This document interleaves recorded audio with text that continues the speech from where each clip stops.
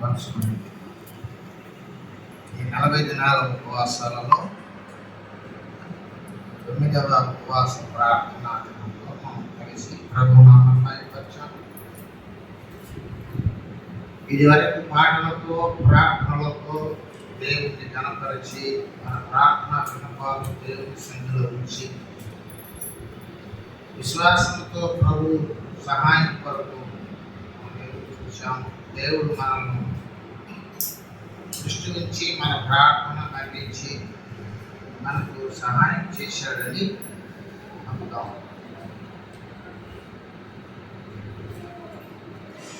అనుదినము మనము ఈ ఉపవాసాలను బట్టి నేర్చుకుంటున్నట్టు పాఠాలలో ఇతను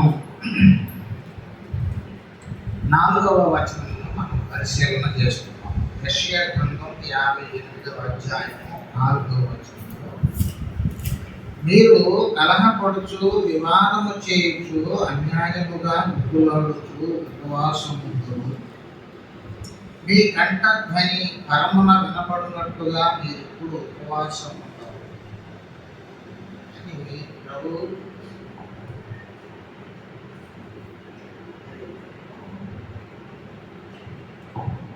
ఇశ్రాయేలీయులను గురించి యాకోబు ఇంటి వారిని గురించి తెలియజేస్తున్నటువంటి సత్యాన్ని మనం నేర్చుకుంటున్నాం. ఉపవాసం అన్నది ఆహారం విడిచిపెట్టి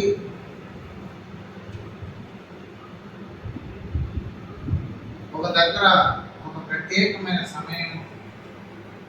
స్థలంలో సమయాన్ని గడుపుతూ ప్రార్థించుకుంటూ ఉండడంతో సరిపోదు.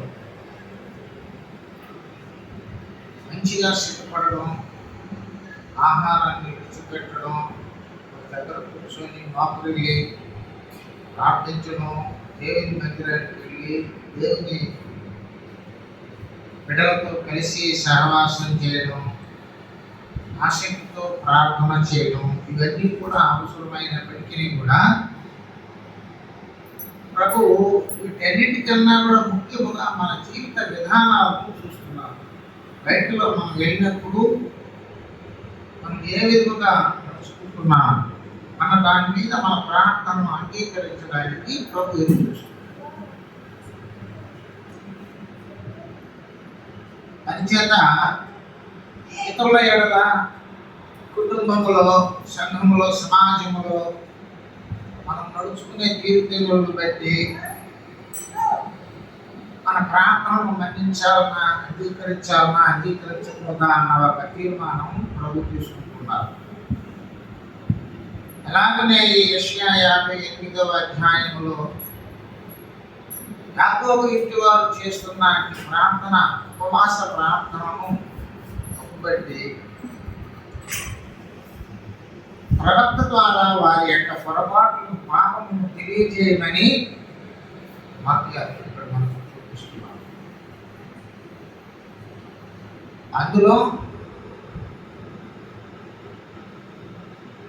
ఈ దినపు వాక్యం కలహాలు, జగడములు, గొడవలు, పోరాటాలు, వివాదాలు ఇలాంటి వాటికి దూరంగా ఉండి ప్రార్థించడం అనేది మంచి మనం, అది దేవునికి నచ్చుతుంది.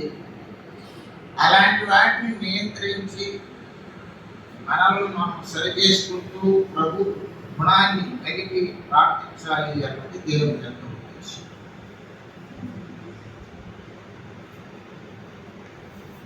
యాకోబు హెబ్రీ పత్రిక 5వ అధ్యాయము 7వ వచనములో ప్రభు ప్రార్థన చేసి అంగీకరించబడ్డట్టుగా మనకు చెప్పబడి,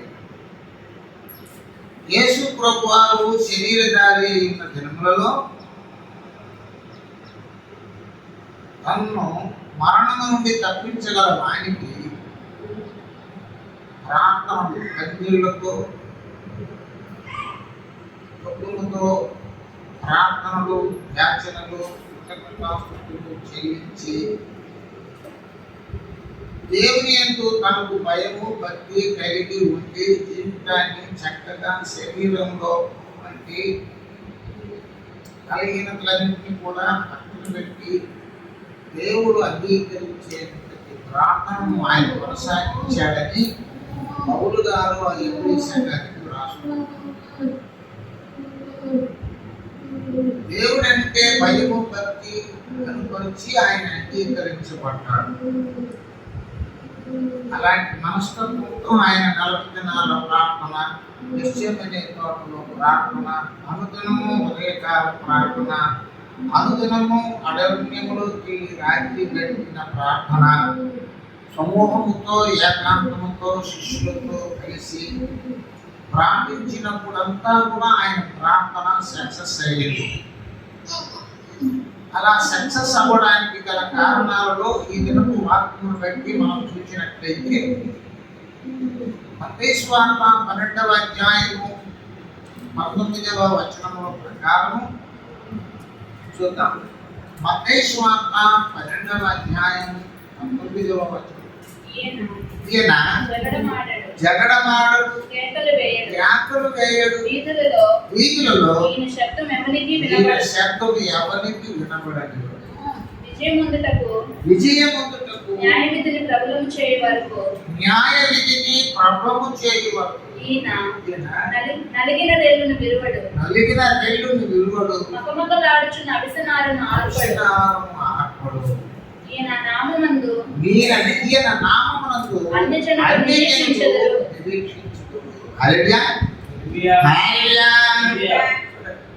ఆయన చాలా ప్రశాంతమైన జీవితాన్ని అలవాటు చేసుకున్నాడు.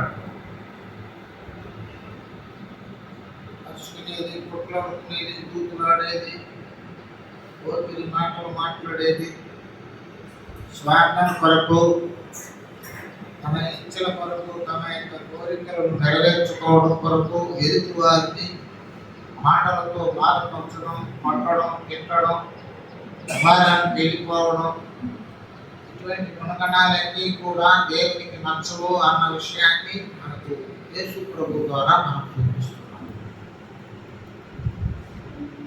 అన్ని జనులు ఆయన్ని చూసినప్పుడు నిరీక్షణ వెళ్ళి ఉంటారు. ఇరుగు పొరుగు వారు ఆ క్రైస్తవ జీవిని చూసినప్పుడు దేవుని ఎంతో ఆసక్తి పెరగాలంట. అలా ఉండాలి. మనం కూడా వాళ్ళు చక్కగా చూపిస్తున్నారు, ప్రశాంతంగా ఉంటారు. వాళ్ళు ఎన్ని కష్టాలు వచ్చినా వాళ్ళు ఇబ్బంది పడరు. కొంతమంది వీళ్ళ కష్టాలు వస్తే ఏడుస్తారు. ఎవరైనా ఏదైనా చెప్పేశారంటే బాధపడుతుంది. కొంతమంది వ్యవహారానికి వెళ్ళిపోతారు, గొడవలకు వెళ్ళిపోతారు, పోట్లాటలకు వెళ్ళిపోతారు, బూతులు, సరస్వతులు, కోకిలి మాటలు మాట్లాడి, కత్తి లాంటి మాటలు మాట్లాడి ఇతరుల యొక్క మనస్సును బాధిస్తారు. తమను కాపాడుకునేది వదిలిపెట్టేస్తారు. పక్కవారి మీద పగ తీర్చుకోవడం, పక్కవారిని అదుపులో తీసుకోవడం, పక్కవారిని మరి తగ్గించి మాట్లాడడం అలవాటు చేసుకోవడం. తమకు సత్యం తెలిసి ఉండొచ్చు, తమది నిజంగా కూడా ఉండొచ్చు, తమకు తప్పు లేకుండా కూడా ఉండొచ్చు కొన్ని సందర్భం. అయినా మనము వాస్తవమైన వాళ్ళము, తప్పు లేని వాళ్ళము అయినప్పటికీ కూడా మన నోటి ద్వారా మనం తప్పు చేసి తప్పుదారులేదు. అందుచేత దావీదు ఏం చేస్తున్నాడంటే 141 కీర్తనలో ప్రార్థన చేస్తూ ఉన్నాడు.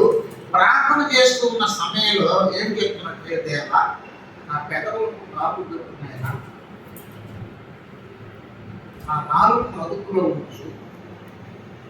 నేను ఏదైనా పొరపాటుగా ఇతరుల యొక్క వ్యవహరిస్తానేమో అని దేవుని సహాయం కోరి తమ నోటిని అదుపులో పెట్టు. మనిషిని మంచి ఉపవాస ప్రార్థనలో నుంచి తొలగించేటి ఆ యొక్క స్థితిలో ఒకటి ఏంటంటే, హృదయంలో నుంచి, కడుపులో నుంచి నోటి ద్వారా బయలు వెళ్ళినది మనిషిని అపవిత్రపరుస్తుంది అని యేసుప్రభు వారు మత్తయి సువార్త 15వ అధ్యాయం 16-17 వచనాల్లో తెలియవచ్చు. బయట నుండి నోటి ద్వారా కడుపులోకి పోయేది బహిర్భూమికి వెళ్ళిపోతుంది. కడుపులో నుండి నోటి ద్వారా బయటకు వచ్చే మాట వల్లనే మనిషి అపవిత్రమైన. అట్లాంటి అపవిత్రమైన క్రియలు పెట్టుకొని అదే నోటితో దేవుని దగ్గర ఉపవాస ప్రార్థన చేసిన ఎడల ఇది అంటున్నాడు, ఇది ఉపవాసం నాకు అనుకూలం అనుకున్నారా?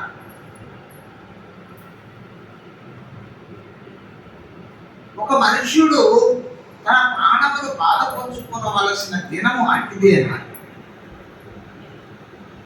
ఇశ్రాయేలీ తన ఇష్టం తన తన యొక్క ప్రేమతో వాళ్ళని ఐగుప్తు దేశంలో చూపించాడు. తన సొత్తుగా చేసుకున్నాడు, తన బిడ్డలుగా చేసుకున్నాడు, తన జనాంగముగా చేసుకున్నాడు. అట్టి జనాంగం పొరపాటు చేస్తుంటే ప్రభు వాళ్ళ పొరపాటును సరిదిద్దడానికి ఇలాగంతా జరిగింది. ఒక మనిషి దేవుని పేరును పొందాలన్నా, దేవుని రాజ్యం వెళ్ళాలన్నా అతను పవిత్రుడుగా జీవించడానికి అలవాటు. దానికి దేవుని మాటే మనకు మార్గదర్శకం. దేవుని మాటను ఆశ్రయంగా చూసుకొని మనలో ఉన్నట్టు మానవ శరీరంతో పాపపు జనాల మధ్య పాపంలో సంచరిస్తున్న మనము ఒకవేళ మన యొక్క జీవితంలో పొరపాట్లు దొరికినప్పటికీ కూడా వాక్యం సహాయంతో సరి చేసుకోవాల్సిన బాధ్యత మనం. నిన్ను సరి చేసుకుంటూ పవిత్రం చేసుకుంటూ ప్రార్థన చేసేవాళ్ళ సక్సెస్ అయిపోతుంది. ప్రభు నిన్ను అంగీకరించేస్తాడు. దేవుని వాక్యం తెలిసి కూడా సేవకులు బోధిస్తున్నప్పటికీ కూడా పాపముతో కూడినటువంటి ప్రార్థన, వేషధారణలతో కూడిన ప్రార్థన, గర్వముతో కూడిన ప్రార్థన, వాక్యాన్ని తోసివేసి దేవుణ్ణి తోసివేసి మళ్ళీ దేవుని దగ్గరనే సహాయం కోరే ప్రార్థన అంగీకరించారు.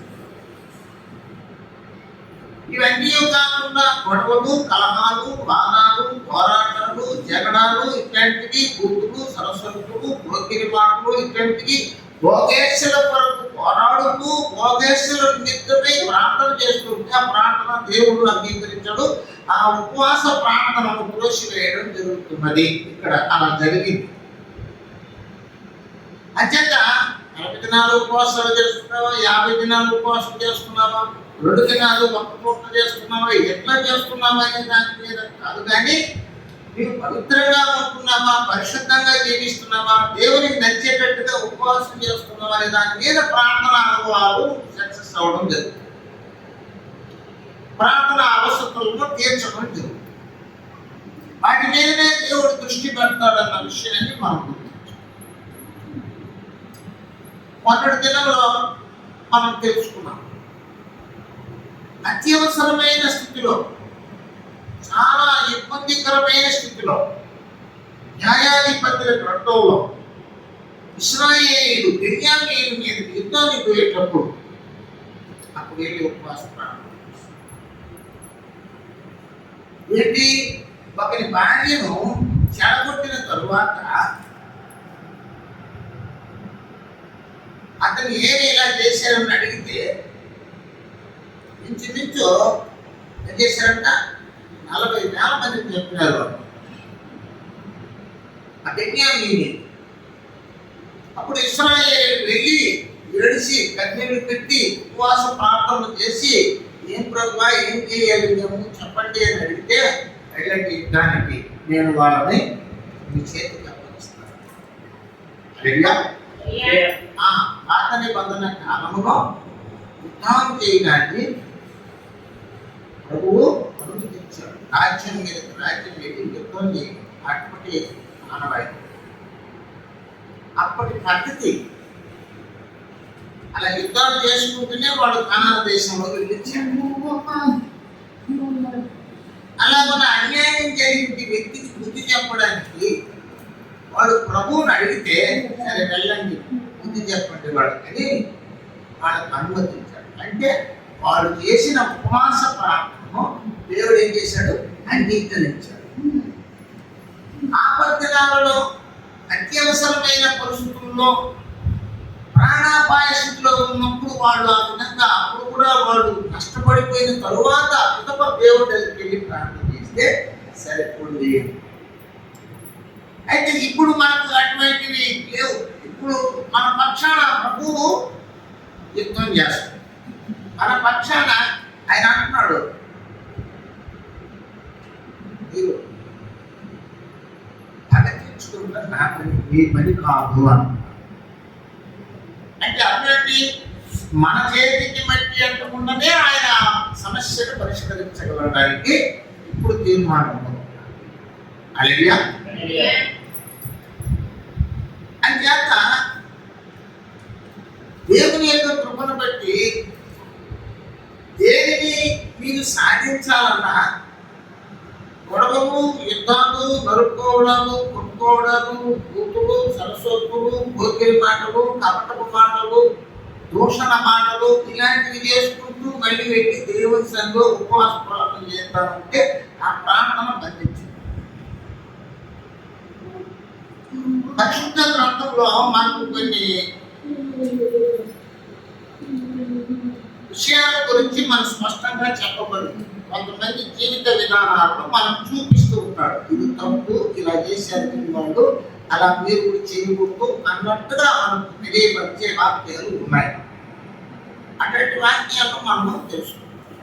హల్లెలూయా. యేసు ప్రభు గుణాన్ని మనం అలవాటు చేసుకొని యేసు ప్రభు దగ్గర నేర్చుకొని యేసు ప్రభు మార్గంలో ఆయనను వెంబడించి ఆయన లాంటి మాదిరి జీవితాన్ని మనం అలవాటు చేసుకోవాలి. అందుకొరకు ఈ జగడమాడలు, ఈ క్యాపులు వేయడాలు, ఈ ప్రవీధులలో మన గొంతును, మన స్వరాన్ని అందరికీ వినిపించడాలు అవసరం లేదా? రెడీయా? ఎవరైనా ఒకరిని కొట్టినారనుకో అన్ని వాళ్ళందరూ అయిపోతారు. తప్పు మన వాళ్ళదే ఉన్నా కూడా మన వాళ్ళు మన క్యాస్ట్ వాడు, మన ఊరోడు, మన ఇంటి వాడు అంటే ప్రభు చూస్తున్నాడు అనేది వదిలేస్తారు. ఇలా చేసి చాలా నష్టాలు తెచ్చుకుంటారు. రెడీయా? ఆ రోజుల్లో కూడా అలాగే అలాంటి వాటిని కూడా ప్రభు దృష్టిలో పెట్టుకొని ఆ సిద్ధాంతాన్ని పక్కన పెట్టించేసి ఒక ఊర్లో ఒక అతను మరొక ఊరి అతన్ని కొట్టేశాడు. ఈ ఊరి వాడు నన్ను కొట్టారని వాళ్ళ ఊర్లో చెప్పినప్పుడు మంచి చెడ్డ ఆలోచించకుండా ఈ ఊరి వాళ్ళందరూ ఆ ఊరి వాళ్ళ మీద పోయి వాళ్ళని కొట్టి వాళ్ళ ఆస్తిని వాళ్ళకి సంబంధించిన వాటిని నష్టం చేయడం, వాళ్ళందరూ వచ్చి ఈ ఊరి వాళ్ళ మీద పడి ఈ ఆస్తిని ఎవరికి తప్పు, ఎందుకు జరిగింది అనేది ఆలోచించకుండా గొడవలు పెట్టుకోవడం, కొట్టేయడం, నష్టపరిచేయడం, ఒక వ్యక్తి చేసిన పొరపాటును సరిదిద్దుకోవడానికి దానిని బట్టి పరిశీలన చేయడం లేకుండా ఊరు ఆ ఊరికి ఆ ఊరు ఈ ఊరు మీద పడి కొట్టుకొని తలకాయలు కొట్టుకొని నరుక్కొని పోలీస్ స్టేషన్కి వెళ్ళి కేసులు ఎక్కువ చేసి మనవాడైనా వాడు మంచివాడుగా ఉన్నాడా చెడ్డవాడుగా ఉన్నాడా వాడు చేసింది తప్ప గొప్ప పరిశీలన చేసి అక్కడికే దాన్ని సరి చేసుకుంటే దేశము ఊరు ఆ నష్టం కలదు. అలాంటివి ప్రభు చూస్తాడు. దొంగిగా వెళ్ళిపోవడము, అన్యాయంగా వెళ్ళిపోవడము, గుద్దులాడుకోవడము, గుద్దులాడుకోవడం, మళ్ళీ మరవడము, అవసరాలు పెట్టి ప్రభు ఆయన మనకు కష్టం వచ్చిందైనా మనం ఆశీర్వదించున్నాం. ఈ విధానానికి స్వస్తి చెప్పాను. యేసు ప్రభు అన్నాడు, ఒకడు ఒక చెప్ప మీద కొట్టే మరొక చెప్పను తీర్చు. ఇనువలే మీ పొరుగు వారిని ప్రేమించు, క్షమించుడి మీరు అప్పుడు క్షమించబడతారు అన్నాడు. ఇవ్వడి మీకు ఇవ్వబడును. ఇలాంటి వాక్యాలన్నింటినీ కూడా మనం తెలుసుకొని బ్రతకడమే క్రైస్తవం, నిజమైన క్రైస్తవం. క్రైస్తవులు అంటేనే సాత్వికులుగా మారాలంట. క్రైస్తవులు అంటేనే సాధు గుణము కలిగి ఉంటారు. క్రైస్తవులు అంటేనే దీన మనస్సు కలిగి ఉంటారు. క్రైస్తవులు అంటేనే భూ సంబంధమైన జ్ఞానం కాదు సంపాదించుకోవాల్సింది, దైవికమైన పరసంబంధమైన జ్ఞానాన్ని సంపాదించు. అలా కాకుండా లోపంలో మనం ఎవరికన్నా పనులకు వెళ్ళామనుకోండి, వాళ్ళతో మాట్లాడుకుంటూ, వాళ్ళతో చట్ట పట్టాలు వేసుకుంటూ, వాళ్ళతో సహవాసం చేసుకుంటూ, వాళ్ళ గుణాలు నేర్చుకొని దేవునిలో జీవించలేకపోతాం. ఒక స్కూల్కి ఏదో కాలేజీకి వెళ్ళారనుకోండి, వాళ్ళ స్నేహితుల గుణగణాలు నేర్చుకుంటాం. కాబట్టి దుష్ట సాంగత్యము మంచి నడవడిని చెరుపునని వాక్యం చెప్పబడుతుంది 1 కొరింథీ 15:33. కాబట్టి దేవుని కూర్చిన జ్ఞానాన్ని మనం నేర్చుకోవడానికి దేవుని మందిరానికి వస్తున్నాం. ప్రతి పనిలో మనకు బోధ ఉంటుంది, ప్రతి కార్యక్రమంలో మనకు దేవుని ఉపదేశం ఉంటుంది, సందేశం ఉంటుంది. ఆయా సందేశాన్ని బట్టి, ఆయా కార్యాన్ని బట్టి, ఆయా పనిని బట్టి మనకు దేవుని వాక్యం విపులంగా నేర్పించుతుంది. మనం ఎంత అదృష్టవంతులమో చూడండి. కళ్ళు మూసుకొని ఏదో చేసేయడం కాదు, మా పితరులు చేశారు మేము అలా చేయాలనేది కాదు. మనకు దేవుని యొక్క వాక్యం ఏది చెప్పింది, దీనిని మనం పరిశీలన చేసి చేయాలి. అంచేత మా పెద్దోళ్ళు ఉపవాసాలు ఉన్నారు, మా ఇంట్లో వాళ్ళు ఉపవాసం ఉన్నారు, ఇట్లా బాగలేదంటే ఉపవాసాలు ఉంటే సరిపోతుందంట, అట్లా ఉపవాసాలు ఉండి దేవుడా దేవుడా ప్రార్థన చేసుకున్నాం అని అనుకుంటే మంచిగా బ్రతకకుండా ఒట్టి ప్రార్థనే చేయడం వల్ల నువ్వు మంచిగా బ్రతుకు, ప్రార్థన కూడా చేయి. దేవుడు నీ మంచి బ్రతుకును చూచి నువ్వు కోరిన దాన్ని నీకు ఇస్తాడు. అదే సందేశమే ఎక్కడ పోయింది, ఎక్కడ చూసినా అదే. హల్లెలూయా.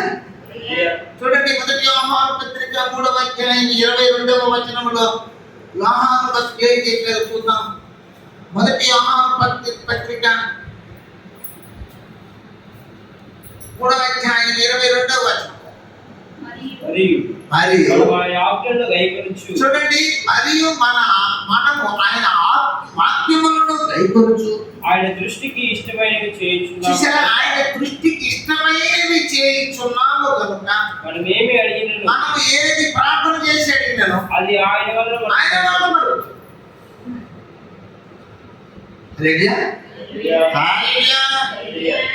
సరే. దేవునికి హిజ్కియా రాజు మీద కోపం వచ్చింది, ఆయన ఏదో పొరపాటు చేశాడు. అప్పుడు నీవు మరణమైపోతావు, నీవు నీ ఇల్లు చక్కబెట్టుకో అని ప్రవక్త ద్వారా తెలియవచ్చాడు. అప్పుడు ఈ ప్రవక్త వచ్చి ఏం చేస్తాడంటే, నువ్వు మరణమైపోతావు, దేవుడు చెప్పాడు కాబట్టి నీ ఇల్లు చక్కబెట్టుకో అని చెప్పిన తర్వాత ఆయన ఏం చేస్తున్నాడు? యెషయా గ్రంథం 38వ అధ్యాయము 3వ వచనంలో ఏం మాట్లాడుతున్నాడు చూడండి. యెషయా గ్రంథం 38వ అధ్యాయము 3వ వచనంలో యెహోవా యథార్థ హృదయుడనై సత్యముతో నీ సన్నిధిని నేను ఎట్లా నడుచుకుంటునో నీ దృష్టికి అనుకూలముగా సమస్తమును నేను ఎట్లు జరిగించుకునో కృపతో జ్ఞాపకం చేసుకోమని హిజ్కియా కన్నీళ్లు విడుచుచు దేవుని ప్రార్థింపగా. హల్లెలూయా. నీకు ఇష్టంగా నేను ఎట్లా నడుచుకున్నానో ఒకసారి చూడు ప్రభువా, వాక్యానుసారంగా నేను ఎట్లా బ్రతికినానో చూడు, ఏదన్నా పొరపాటు జరిగిపోయేటప్పుడు నువ్వు నన్ను మన్నించు అన్నట్టుగా ఆయన ప్రార్థన చేస్తున్నాడు.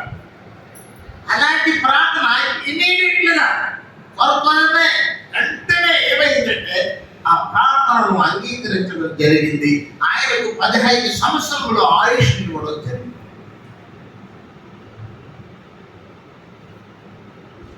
అట్లా ప్రార్థన చేయాలి. నువ్వు చెప్పుకోగలవు, ప్రభు నేను నీకు ఇష్టంగా నేను ఎట్లా నడుచుకున్నాను నీకే తెలుసు అనగలవు. నేనేమి తప్పు చేయలేదు ప్రభు అని దాటేసేసి ప్రార్థన చేయడం కాదు. చాలా మంది అలా వాళ్ళు కప్పిపుచ్చుకుంటారు. అతిక్రమంలో దాచిపెట్టువాడు వర్ధిల్లుడు, దానిని ఒప్పుకొని విడిచిపెట్టువాడు కనికరము పొందుతాడు. అంచేత ప్రభు వాక్యంలో మనతో మాట్లాడు, మన కలహములు, గొడవలు, పోరాటాలు, జగడములు, ఇట్లాంటి వాటిని వాదములు, కొట్లాటలు, ఇట్లాంటి వాటికి దూరం అయిపోవాలి. బూతులు, సరస్వతులు, పోకిరి మాటలు, కపటపు మాటలు, అసూయపు మాటలు, మోసపు మాటలు, ఇవన్నీ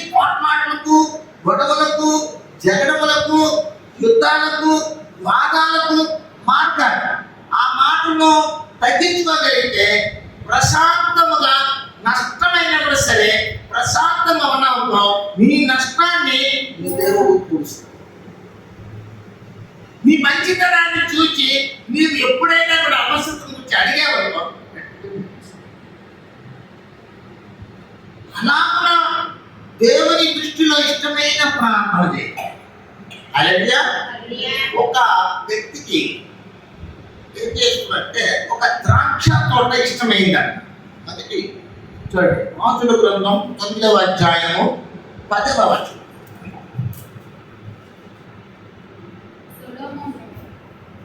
మొదటి రాజులు 9, 10, 21. మొదటి రాజులు 21, 9, 10. మొదటి రాజులు 21, 9, 10.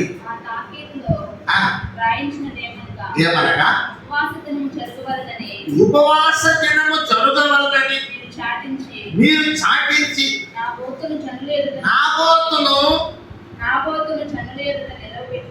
నాబోతును జనాల ఎదుట నిలబెట్టి నీవు దేవుని రాజును దూషించుమని అతని మీద సాక్ష్యం పలుకుటకు పనికిమాలిన ఇద్దరు మనుషులను సిద్ధపరచలే. హల్లెలూయా. హల్లెలూయా.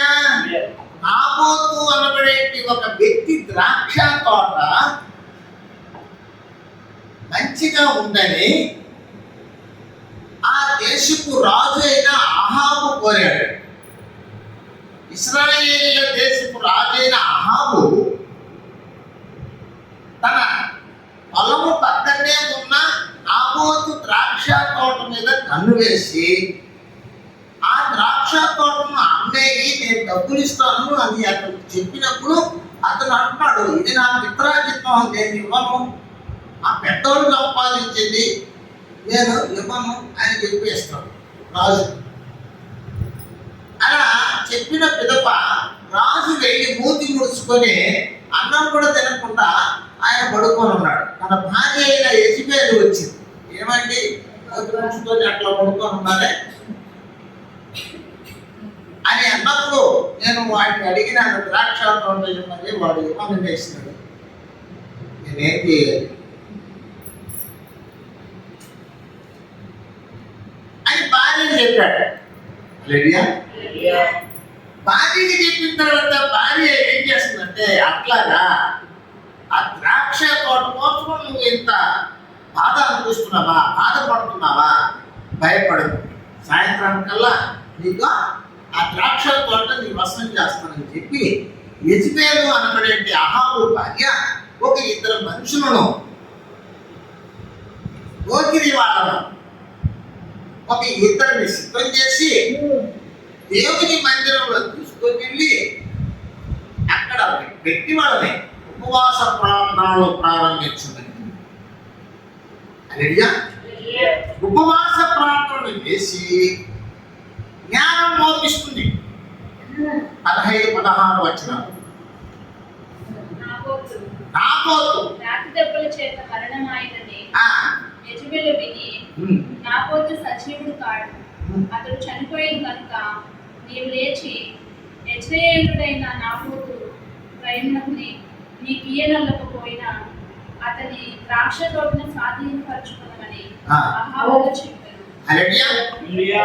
అక్కడికి వెళ్ళిన తర్వాత అక్కడ మందిరం కూడా ఇతన్ని ఆ నాబోతును పిలిపించి, నువ్వు దేవుని దూషించినావు, నువ్వు రాజును దూషించినావు కాబట్టి నువ్వు నేరస్తుడివి అని చెప్పి ద్రాక్ష తోటను వశం చేసుకునేదాన్ని మనసులో పెట్టుకుని దాని కొరకు పోలి వేషధారణ ఉపవాస ప్రార్థన ఒకటి క్రియేట్ చేసి, ఒకటి దాన్ని సృష్టించి అక్కడున్న జనాల మధ్య అతను నేరస్తుడుగా స్థాపించి అతన్ని ఏం చేస్తాడ కొట్టించాడు.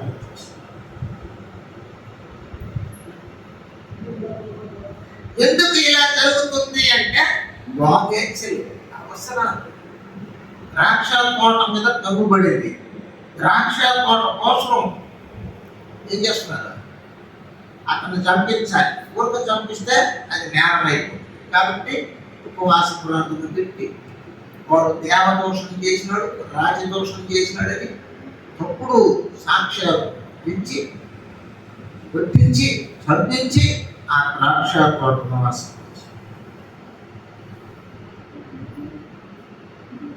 ఇశ్రాయేలీయుల రాజు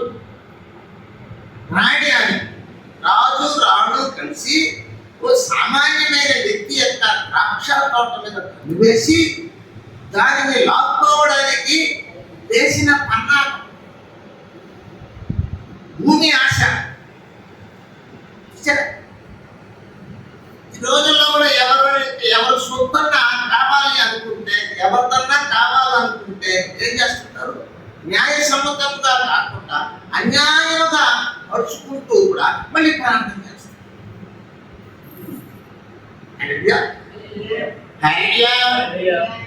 దావీదు బెత్షెబా అనబడే ఒక స్త్రీతో దేవునికి విరుద్ధమైనటి మార్గంలో ఆమెను సొంతం చేసుకుని ఆమెతో సంసారం చేసినప్పుడు ఆమె గర్భవతి అయింది.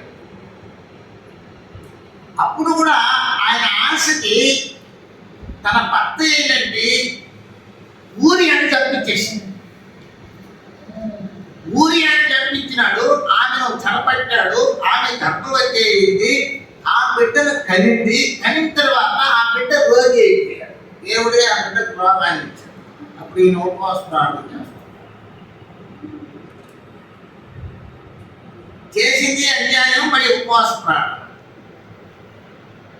ఇక్కడ చేస్తున్నది అన్యాయము, ద్రాక్ష తోట కొరకు ప్రయత్నం, దానికి ఉపవాస ప్రార్థన. ఇటువంటి ఉపవాస ప్రార్థనలు నేటి దినాల్లో కూడా అలాంటి విషయాల్లోనే కాకుండా మరొక వేరే విషయాల్లో కూడా అలా అన్యాయముగా ఉపవాస ప్రార్థన చేసేవాళ్ళు ఉంటారేమో. అందుకే ప్రభు ఈ వాక్యాలను రాశారు.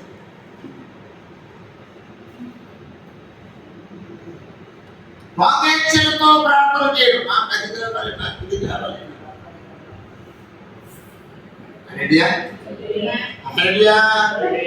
ఎప్పటి నుంచో ప్లాన్, ఎప్పటి నుంచో ప్లాన్ అన్నమాట.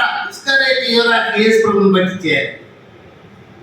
ఎప్పటి నుంచే ఆలోచన, డబ్బులు వస్తుంది, డబ్బు పిచ్చి. ఈ డబ్బు పిచ్చాడికి యేసు ప్రభువుని బట్టి చేయడానికి దేవం మాట్లాడాడు. మళ్ళీ ఇంత కలిసి ప్రార్థన చేస్తాడు. అన్నా కదా, యేసు ప్రభు శిష్యులతో కలిసి అప్పుడప్పుడు వెళ్ళి ప్రార్థన చేయడం, మళ్ళీ వచ్చి మళ్ళీ పోయేసి సపరేట్గా పోయేసి ఈ యొక్క విషయాన్ని పరిశీలన చేసి డబ్బు ఏదైనా ఎవరైనా ఇస్తారా, డబ్బులు చేసుకోవడం పట్టిస్తే లాస్ట్కి సమయం వచ్చింది. వాళ్ళతో బేరం మాట్లాడి డబ్బు కొరకు ఏం చేస్తున్నాడంటే కడపటికి గెత్సేమనే తోటలో ప్రార్థన చేసే సమయంలో, ప్రార్థన చేసే స్థలంలో యేసయ్యను పట్టించినాడు. ఐడియా? ఇప్పుడు ఈయనేమని ప్రార్థన చేస్తుంటాడు?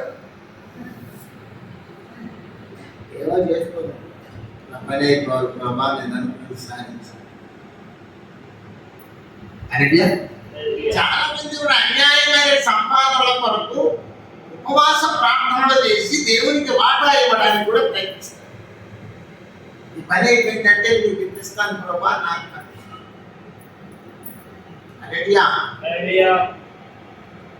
ఆయన తూర్పురం సుధాకర్ గారు ఆయన సాక్ష్యం చెప్పారు.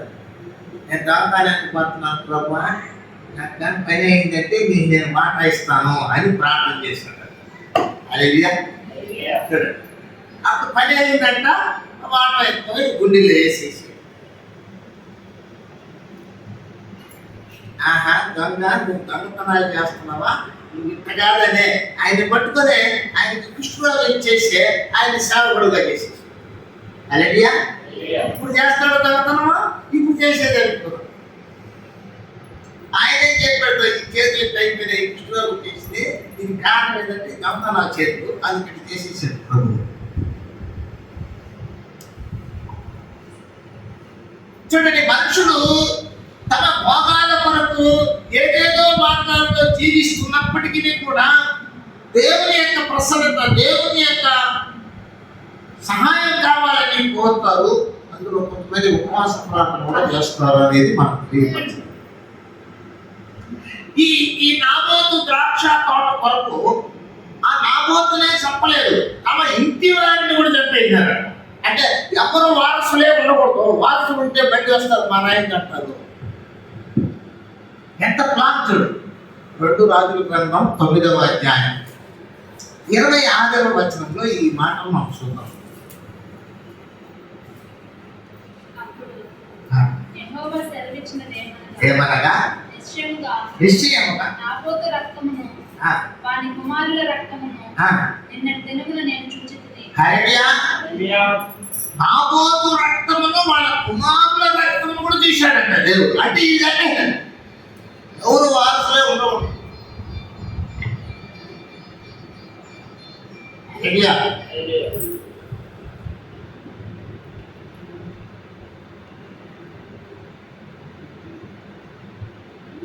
ఎవరి సొత్తు మీదైనా కన్ను పడితే అంటే వాళ్ళు చంపేసి, వాళ్ళ ఇంట్లో వాళ్ళు జడగొట్టేసి, వాళ్ళ సొత్తు లాక్కుని ఇటువంటి క్రైస్తవులు చూడండి ఉన్నారు. ఈ కాలంలో కూడా ఉన్నారు. అన్యులతో కూడా కలుసుకొని దేవుని బిడ్డలను పగ అనుకునే వాళ్ళు కూడా ఉన్నారు. మళ్ళీ వెళ్ళి ప్రార్థన చేస్తారు. విడ్డూరమైన విషయం ఏంటంటే వీళ్ళు చేసే అన్యాయాలను కూడా దేవుడు సపోర్ట్ చేయాలని ప్రార్థన చేస్తారు. అటువంటి వారికి సపోర్ట్ చేయడానికి తెలియదు. ఆయన యథార్థమైన, పరిశుద్ధమైన, పవిత్రమైన దేవుడు అనే విషయాన్ని వాళ్ళు మరచి ఆయన కన్ను ఎదుటే అలా చేయడం వల్ల, ఆయన దృష్టి ఎదుటే అలా చేయడం వల్ల ఆయన పాపం నుంచి కొన్ని సందర్భంలో దండిస్తున్నాడు. కొన్ని సందర్భంలో ప్రార్థన ప్రజెంట్ చేస్తాడు. ఇవన్నీ మనకు ఎందుకు నేర్పిస్తున్నాడంటే మన ప్రార్థన అనుభవాల్లో, మన ప్రార్థన జీవితంలో మనం ఎలా ప్రార్థన చేయాలి. మనం చేసే ప్రార్థన ఆహారాన్ని వదిలిపెట్టేసి ఏదో చేసుకొని బ్రతుకునేసి ప్రార్థన చేసి మళ్ళీ బయటికి వెళ్ళిన తర్వాత మన ఇష్టంగా బ్రతికి చేయడం కాదు. నచ్చింది ఫస్ట్ నీ వ్యక్తిత్వాన్ని, నీ హృదయాన్ని, నీ నోటిని, నీ మనస్తత్వాన్ని, నీ కోరికలను అదుపులో సరిగ్గా పెట్టుకోవాలి. యేసయ్య పోలి జీవించడానికి ప్రయత్నించాలి. సహాయం దేవుడే. అయితే ఇశ్రాయేలు రాజు రాణి ఆ పక్కన ద్రాక్ష తోట కలిగిన వ్యక్తిని వారి కుమారులను కూడా చంపించేసి దాన్ని స్వాధీనం చేశారు. వాళ్ళ రక్తాన్ని కుక్కలు నాయకాయారు. అందుకోసము ఏలియా ద్వారా ఏం చేస్తుంటే, నువ్వు ఏ విధముగా వాళ్ళ రక్తాన్ని ఒలికించావో, కుక్కలు ఎట్లా నాయకినాయో వాళ్ళ రక్తాన్ని, అట్లా నీ రక్తాన్ని కూడా ఒక దినం కుక్కలు ఐడియా చేపించేసి. ఇప్పుడు వీళ్ళ ఉపవాస ప్రార్థన ఏమైంది? వీళ్ళు చేసిన ఉపవాస ప్రార్థన న్యాయం కాదు. శాపం వచ్చింది. ఏమొచ్చింది? శాపం వచ్చింది. ఆ ఉపవాస ప్రార్థనకి ప్రతిగా ఏమొచ్చిందంటే శాపం వచ్చింది. శాపాలు పొందుకునేదానికే ఉపవాస ప్రార్థన చేసేది. జీవితం కరెక్ట్గా పెట్టుకొని సరిగా చేసుకొని మనం ప్రార్థన చేయగలిగితే మనకు తిరిగి. అలా కాకుండా మనం ఇష్టారాజ్యంగా మన ఇష్టంగా చేసాం. దావీదు బిడ్డ కొరకు ప్రార్థన చేశారా? ప్రార్థన చేసిన తర్వాత ఏమైంది తెలిసిన? బిడ్డ చంపించారు. దేవుడు ఆ ప్రార్థన అంగీకరించలేదు.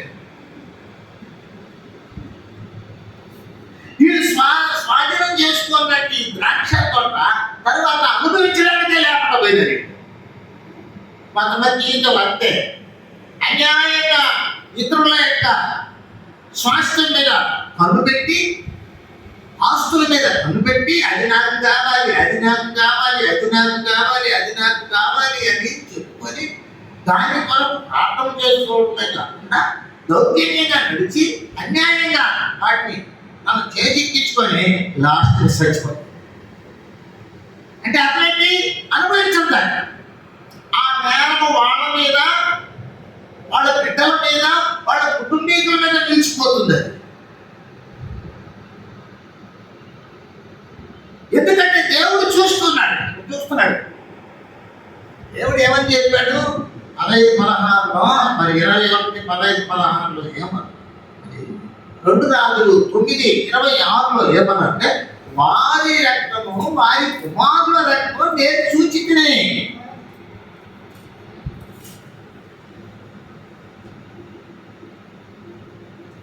మనం గమనించవలసింది మన ఉపవాస ప్రార్థన జీవితం చాలా మన ప్రవర్తన చాలా జాగ్రత్తగా కుటుంబంలో కావచ్చు, బయట కావచ్చు, పనికి వెళ్ళిన దగ్గర కావచ్చు, చదువుకున్న దగ్గర కావచ్చు, డ్యూటీకి వెళ్ళిన దగ్గర కావచ్చు, బంధువుల మధ్యలోకి వెళ్ళిన ఇంట్లో పెద్దలు చిన్నలు అందరి మధ్యలో మనము కాని మాటలు మాట్లాడకుండా, తప్పుడు జీవితాలు జీవించకుండా, అన్యాయంగా బుద్ధులు అనుకోకుండా, స్వార్థంతో ఏదేదో దేనికోసమో ఇతరులను బాధ పెట్టిస్తూ మనం ఉపవాస ప్రార్థన చేసి దేవుని ద్వారా మేలు పొందాలని అనుకుంటే అవన్నీ కూడా ప్రతి క్రైస్తవునికి దేవుని అవసరము వస్తుంది. ఎప్పుడైనా వస్తుంది. దేవా అంటారు, ప్రభువా అంటారు, తప్పకుండా అంటారు. అప్పుడు సహాయం ఉండదు. ఎందుకంటే చేసినట్టు దౌర్జన్యం, చేసిన అన్యాయం, చేసినట్టు వివాదాలు, గుద్దులాటలు, కలహాలు, జగడాలు, పోరాటాలు, యుద్ధాలు దేవుని దృష్టిలో నిలబడతాయి. చేత ప్రభు చెప్తున్నాడు, జాగ్రత్తగా ఉండాలి. ఈ నాబోతు యొక్క రక్తము దేవుడు చూశాడట. కీర్తన గ్రంథం చూడండి 9వ అధ్యాయం 12వ వచనంలో రాజైన దావీదు ఒక మాట చెప్తున్నాడు. చూద్దాం. కీర్తన 9:12. ఆయన రక్తాపరాధమును గూర్చి విచారణ చేయనప్పుడు బాధపరచబడిన వారిని జ్ఞాపకం చేసుకును. వారి మొరను ఆయన మరుగడు. ఆయన మొర దేవుడు పెట్టాడు. చంపేసిన వాళ్ళ రక్తం భూమి మీద నుంచి మొర పెడుతుందంట, దేవుడు దాన్ని వింటాడంట. అలాగే అన్యాయం చేసిన వాళ్ళ యొక్క మొర్ర దేవుడు. యాకోబు పత్రికలో ఒక మాట అంటున్నాడు, కూలి వారి మొర దేవుడి దగ్గర, కూలి వారి మొర దేవుడి దగ్గర చేస్తాడు. వాడికి ఇచ్చే అన్యాయం అంటున్నాడు. యాకోబు పత్రిక పాఠం 5వ అధ్యాయం. ఏమేమి చెప్పేసినాడు ఆయన? ఎవరైనా అయ్యోను 4వ అధ్యాయం, ఆదికాండం 4వ అధ్యాయం 10వ వచనంలో మనం చూచినట్లయితే ఒక మాట ఉంది, చూచి ముగిద్దాం. ఆదికాండం 4:10. అప్పుడు ఆయన నీవు చేసిన పని ఏమిటి? నీ తమ్ముని రక్తము యొక్క స్వరము నేలలో నుండి నాకు మొర్ర పెట్టుచున్నది. చూసావా? చంపబడిన వారి యొక్క రక్తము నేల మీద పడినప్పుడు అది మొర్ర పెడతారు. చంపేసినాము, పూసేసినాము, పీడగలైపోయింది, ఇంకా మనకేమీ లేదు అనుకుంటారు వీళ్ళు మనది. కానీ బాధపరచబడిన వారి యొక్క రక్తం మొరపెడుతుందంట, దాన్ని దేవుడు వింటాడంట. అలాగన కయ్యూను తన తమ్ముడిని చంపినప్పుడు హేబేలు యొక్క రక్తము మొరపెట్టింది, దేవుడు దాన్ని వింటాడు. వెంటనే చంపిన యొక్క వ్యక్తి అనబడే కయ్యూనికి శిక్ష వేయబడింది. అట్లా అన్యాయముగా ఇలాంటి పనులన్నీ చేసేసేది, ఊళ్ళో యొక్క ఆస్తులు కాజేయడం, దౌర్జన్యంగా చేయడం, అన్యాయంగా చేయడం, బలాత్కారంగా చేయడం, ఇలాంటివన్నీ చేసి గొడవలు వేసి, హత్యలు చేసి, నాశనాలు చేసి, కూతురు సరస్వతులు పోకిరి మాటలు చేసి, ఇవన్నీ చేసి మళ్ళీ దేవుడికి నచ్చింది. గమనించవలసిన వారిని కలహములకు, గొడవలకు, గుద్దులాటలకు, పోట్లాటలకు, యుద్ధాలకు, పోకిరి మాటలకు, బూతులకు, సరస్వతులకు, కపటమైన మాటలకు, అన్యాయమైన మాటలకు వ్యత్యాసంగా ఆలోచించేది, ప్రతిదానికి దూరంగా పవిత్రమైన మనసుతో ప్రార్థన చేసిన వ్యక్తి యొక్క ఉపవాస ప్రార్థన దేవుడు అలాంటి ప్రార్థన దేవుడికి చాలా ప్రియమైనది. మనం ఎక్కడ ఏది చేసినా అది దేవుడి దగ్గరికి తాగి చెప్పినాడు, నా సంచారకులు నీ కవిలో లిఖింపబడి ఉన్నవి కదా. మనం సంచరించి మనం చేసే మన క్రియలన్నీ కూడా దేవుని పుస్తకంలో రాసి పెట్టబడి ఉంటుంది. తర్వాత మనము అవసరం వచ్చినప్పుడు ప్రార్థన చేస్తే ఆ పుస్తకం తెరిచి మన యొక్క డీటెయిల్స్ కనుక్కొని తర్వాత మనకు మన ప్రార్థన మరణించాలా లేదా అన్నది జరుగుతుంది. ఇవన్నీ మనం ఆలోచించం, వీటన్నిటిని మానవులు గుర్తించరు. దేవుని పరిచయం లేని వాళ్ళు అసలు గుర్తించరు. పరిచయం కలిగి ప్రభు మాటలకు విరుద్ధంగా జీవించేవాడు దాన్ని పట్టించారు. అయితే జరిగేది మాత్రం అదే. ఈ ఉపవాస ప్రార్థన పనులను ఎంత లోతుగా పట్టించుకొని వారి ప్రార్థన పక్కన పెడుతున్నాడో గమనించారు. మరైతే మన ప్రార్థన, మనం ఉపవాస ప్రార్థన చేస్తున్నప్పుడు మనం వాటన్నిటిలో నుంచి బయటికి రావడానికి సరి చేసుకొని జీవితాన్ని కొనసాగించడానికి ప్రయత్నించాలి. వదిలిపెట్టేసి ఏదో మధ్యాహ్నం వరకు సాయంత్రం వరకు ప్రాణం పాల్పంచుకుంటూ ప్రార్థన చేసుకుంటే సరిపోదు. మీరు కూడా దాకుండా గదిలో ఉంది ఈ 20 రోజులు, ఈ 40 రోజులు, 50 రోజులు ఒక ఎన్ని అనుకుంటారని ప్రార్థన చేసుకుంటూ దేవా దేవా దేవా దేవా అంటే ఆయన అంటాడు, ఆయన ప్రతి జనములోనూ ఆయనకు భయపడి నీతిగా నడుచుకునే వారిని దేవుడు అందిస్తాడు. అలా కొన్నేళ్ళతో చెప్పాడు ఆ మాట. ఆయన మంచి ప్రార్థనా పరుడు, దానాలు ధర్మాలు చేయడమే కాకుండా ఆయన ప్రార్థనా పరుడు కూడా. నీ దాన కార్యం ధర్మాలను నీ ప్రార్థనలు దేవుని సన్నిధిలో చేయలేవి అంటాడు. అయినా ఆయనకు ఒకటి పొదువుగా ఉన్నది, దేవుని వాక్యం తెలుసుకొని అలాగే నడుచుకో, అప్పుడు అంగీకరించుకో, పేరు ద్వారా బోధించు. మనం జాగ్రత్త కలిగి చక్కగా ఈ కలహాలకు, ఈ గుర్తులాటలకు, ఈ గొడవలకు, జగడములకు, పోరాటాలకు, వాదాలకు, దూషణ మాటలకు, కపటన మాటలకు, బూతులకు, సరస్వతులకు, పోకిరి మాటలకు, గొడవలకు సంబంధించింది, అన్యాయానికి సంబంధించింది, మోసానికి సంబంధించింది అన్నింటినీ కూడా పక్కన పెట్టుకుంటూ ప్రభు సన్నిధిలో పవిత్ర ఉదయులుగా ప్రార్థన చేయడం నేర్చుకోగలిగితే మనం ఏమి అడిగినదో అది ఆయన బాబు అంటే కృప కలిగి ముందుకు సాగుతాం. దేవుడి వాక్యాన్ని దీవించి కాపాడును గాక. ఆమేన్.